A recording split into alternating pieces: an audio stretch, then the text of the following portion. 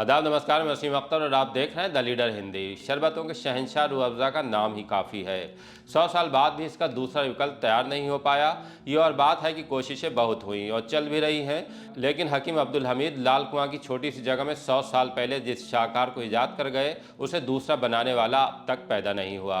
आखिर रूह अफ़ज़ा में ऐसा क्या खास मिलाया जाता है जिसके पीने से जिस्म तरोताज़ा हो जाता है? वैसे रूह अफ़ज़ा अपने नाम का भी आईनादार है। हकीम अब्दुल हमीद साहब ने इसका नाम भी बहुत सोचने समझने के बाद रखा होगा। रूह अफ़ज़ा यानी रूह को तरोताज़ा करने वाला, जिसे अंग्रेज़ी में सोल रिफ्रेशर कहते हैं। दुनिया भर में इस शरबत को पीने वाले लातादाद लोग हैं, लेकिन इसका फार्मूला सिर्फ हकीम अब्दुल हमीद और उसके बाद उनके वारिसों को ही पता है। द लीडर हिंदी ने इस बेमिसाल शरबत के बनने सीक्रेट फार्मूले को लेकर हमदर्द के फाउंडर मेंबर मुफ्ती शौकत से दिल्ली के जामिया हमदर्द में बात की। सुनिए उन्होंने हमारे रिपोर्टर अमजद खान से बातचीत में क्या जानकारी दी है। हमारे साथ मुफ्ती शौकत साहब है। मुफ्ती शौकत साहब, रमज़ान मुबारक के अंदर रूह अफ़ज़ा जो है बड़े शौक से लोग पीते हैं। ये जो रूह अफ़ज़ा जो है ये आप लोगों को गॉड गिफ्टेड मिला, क्या उसका तोड़ नहीं निकल पाया आज तक का?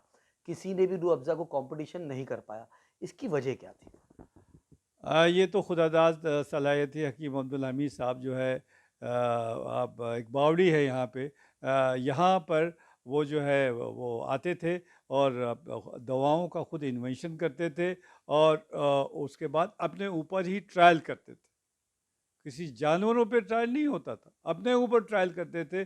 जब वो सेटिस्फाइड हो जाते थे तभी वो उसी दौर में हकीम साहब ने रूह अफ़ज़ा 100 ईयर्स से अब हो चुके हैं, तो रूह अफ़ज़ा बनाया।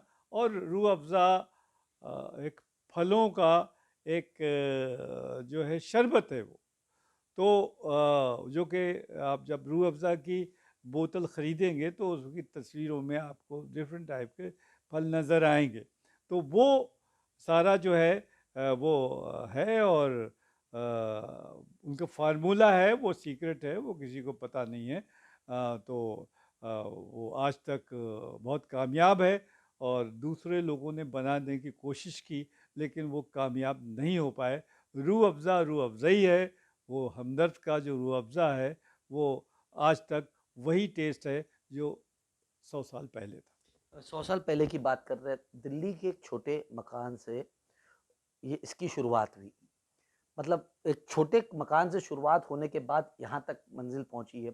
किस तरीके से देखते हैं कि वो छोटे कमरे से जब रूह अफ़ज़ा की शुरुआत हुई तो किस तरीके से?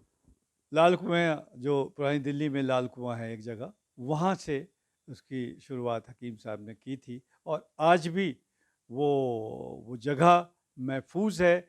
वहाँ पे फैक्ट्री हुआ करती थी, वहाँ पे शोरूम आज भी है वहाँ पर, जगह आज भी है। लेकिन चूँकि एक्सपेंशन काफ़ी फास्ट हुआ तो उसके बाद गाज़ियाबाद में करना पड़ा। अब उसके बाद मानेसर में हो रहा है हमारा सारे मैन्युफैक्चरिंग। और भी कई जगह हैं जहाँ के हो रही हैं, क्योंकि जब गर्मी आती है तो रूह अफ़ज़ा की डिमांड आप इमेजिन नहीं कर सकते कितनी बढ़ जाती है। और सप्लाई करना कभी कभी दिक्कत तलब बात हो जाती है। तो लेकिन हर एक को रूह अफ़ज़ा चाहिए। और हम लोग आई मीन जो भी कंसर्न डिपार्टमेंट है, इसका जो मैन्युफैक्चरिंग देते हैं वो हकीम अब्दुल हमीद साहब के पोते हम्माद साहब के बड़े साहबजादे जनाब हामिद अहमद साहब हैं। ही कंट्रोल्स ऑल दिस थिंग्स। जो मैंने रूह अफ़ज़ा है या जो भी फूड से रिलेटेड आइटम्स हैं, वो जनाब हामिद अहमद साहब जो सीईओ हैं वो कंट्रोल करते हैं। कल बीच में ये भी हुआ था कि रूह अफ़ज़ा की काफ़ी ज़्यादा हिंदुस्तान में शॉर्टेज हो गई थी। ये कहा गया कि सप्लाई नहीं हो पा रहा था। ये इसको भी लेके कहीं न कहीं लगातार विवाद और लोगों के मन में एक शंका रहती है कि असली रूह अफ़ज़ा कहाँ का है?